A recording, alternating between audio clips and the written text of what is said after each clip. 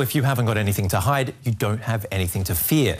That's what a lot of people will argue. But what if your data gets misused? Say you've gone on holidays to the Middle East for a language course and you write to a friend but omit the fact that it was to learn Arabic because your friend already knows this, and suddenly you've got a message that reads, "Just returned from training in Yemen." How would that sound to the authorities? That's a question for Joachim Bühler from the association BITKOM. Is it that simple? Can you get yourself into so much trouble so quickly?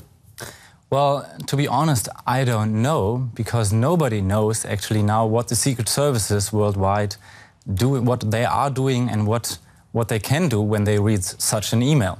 And this is one of the biggest problems. We don't know what they do and on which laws they do it. But we know that they are looking, or do have the capabilities of looking at our data and our information. Yes, that's true.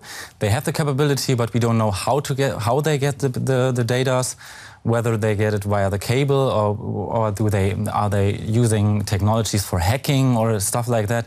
That's not clear at the moment. Mm-hmm. And we are still waiting for answers from the government in the US or in the UK, as well as from the German government. Are they answers we're ever going to get?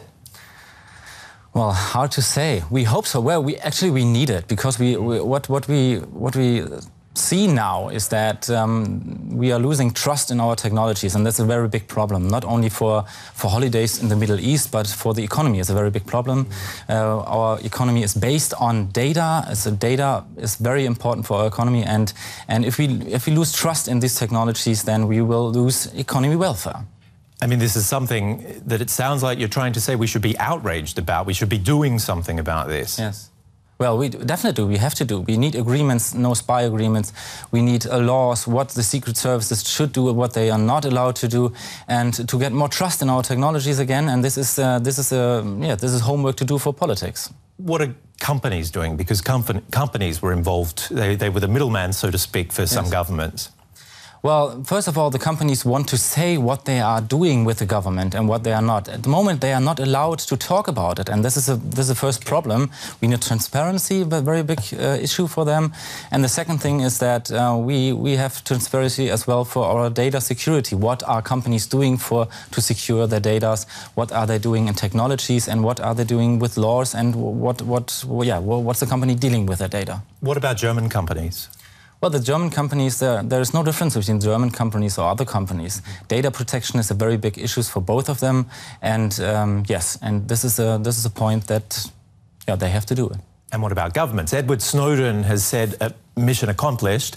Now we have to urge governments to end the mass data sifting that they've been doing. I mean, is that pie in the sky?